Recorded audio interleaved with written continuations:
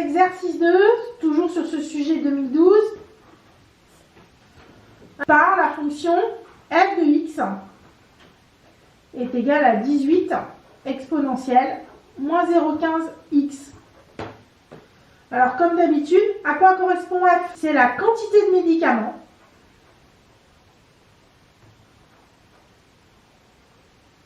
donc on injecte un médicament à une brebis et on mesure la quantité du médicament en milligrammes par litre moins 1. D'accord? Et puis x, ben c'est quoi? C'est la variable en fait qui est l'heure. Et l'heure varie entre 0 et 16, entre 0 et 16 heures. D'accord? Donc à 0 heure, c'est-à-dire au démarrage, ce qu'on nous dit, c'est que on est à 18 mg dans le sang de la brebis, et puis au fur et à mesure, ben, on va voir ce qui se passe pour notre brebis. On nous dit d'abord, en 2A, première chose, on va nous dire quoi? Ben, calculer f' de x. La question qu'on nous pose, ben, c'est de faire la dérivée de notre fonction. Donc, pour faire la dérivée de notre fonction, je vais utiliser mes connaissances sur les dérivés. Et mes connaissances sur les dérivés, c'est quoi? Je sais que pour passer de f à f de x, alors, évidemment, quand vous allez reprendre votre sujet, vous voyez ici qu'on vous donne toutes les informations. On vous dit, pour passer de f à f', quand c'est une constante, c'est égal à 0. Quand c'est x, ça fait 1. Quand c'est exponentielle de x, ça fait exponentielle de x. Quand c'est exponentielle de ax, alors ça fait a exponentielle de ax. Et puis aussi, bah, ce que vous savez déjà vous, hein, c'est-à-dire que quand j'ai k fois f, alors j'ai k fois f'. C'est-à-dire que quand j'ai une constante devant une fonction, cette constante demeure devant ma fonction dérivée. L'exponentielle de ax devient a exponentielle de ax.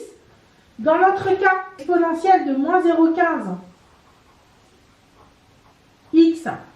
Alors, qu'est-ce qui est pareil, qu'est-ce qui n'est pas pareil? Ce qui est pareil, c'est le e, hein, c'est l'exponentielle. Hein. Votre petit e, il n'a pas changé. Ce qui est pareil, c'est votre petit x. Donc, par déduction, qu'est-ce qui reste? Pour que vous puissiez l'assimiler, par déduction, a est égal à moins 0,15. Et donc, je vais remplacer. Donc, je vais remplacer moins 0,15. L'exponentielle, bah, il reste pareil, hein, c'est ce qu'on a vu. Le a, moins 0,15. Et le x, qui reste pareil. Donc, comment je vais dériver? Alors, f de x est égal à 18 exponentielle de moins 0,15x. Qu'est-ce que je fais de mon 18? Eh bien, je suis dans le cas d'une constante. Donc, je garde le 18. Et je vais tout simplement dériver exponentielle de moins 0,15x. Donc, je vais retrouver sa dérivée ici.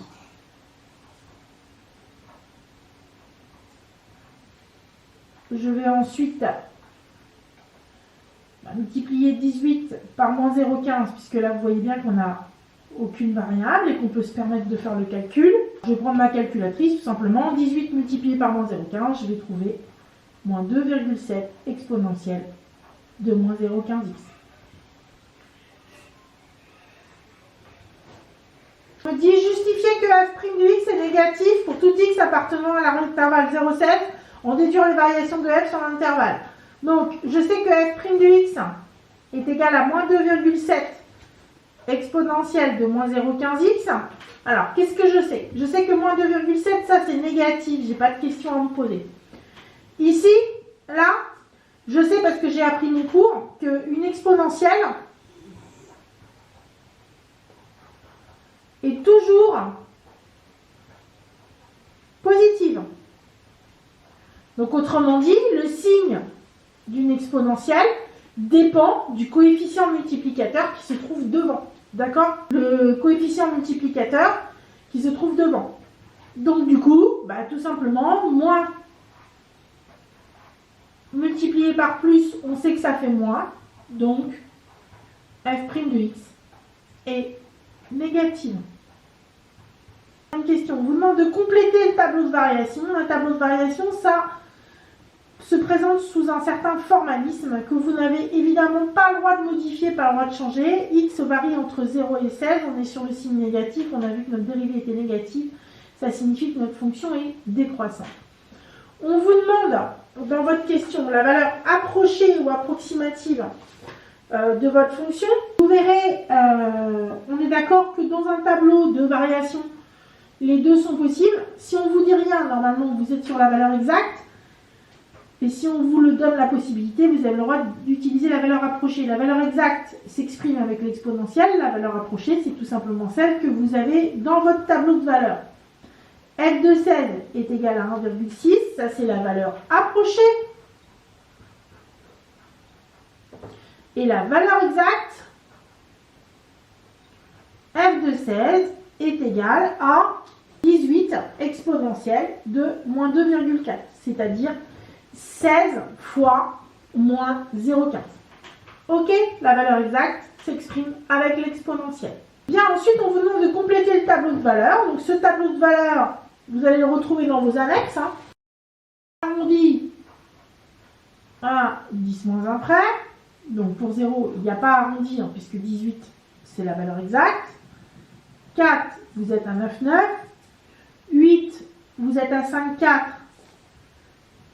Puisque derrière le 4, vous avez un 2, donc il n'y a pas de problème d'arrondi.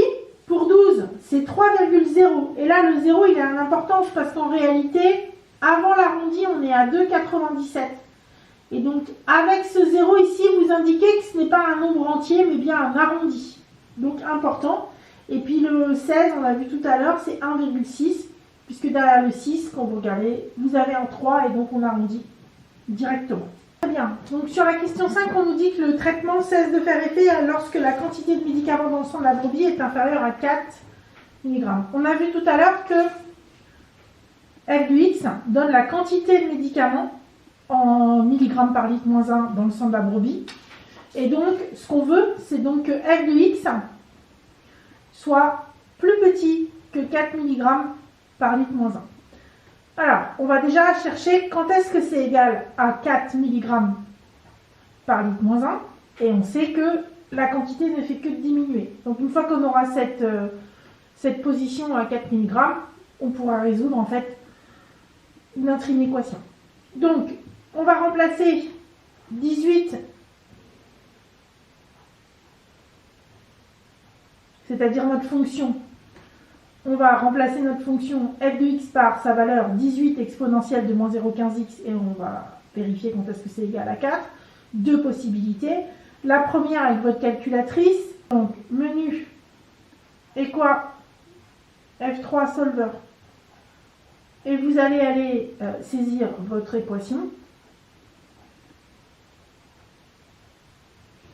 Vous allez aller supprimer le solve en fait. Vous allez appuyer sur la touche F6, donc juste en dessous du solve, pour pouvoir obtenir le résultat qui va vous être indiqué et qui va être 10,027, etc.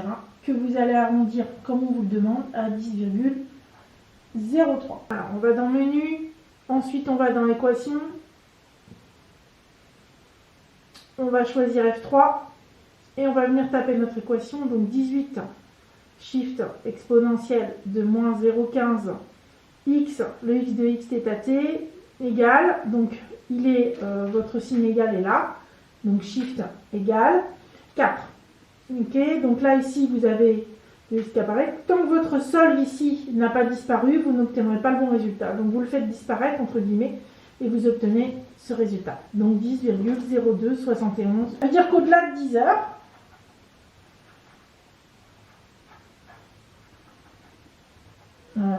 le taux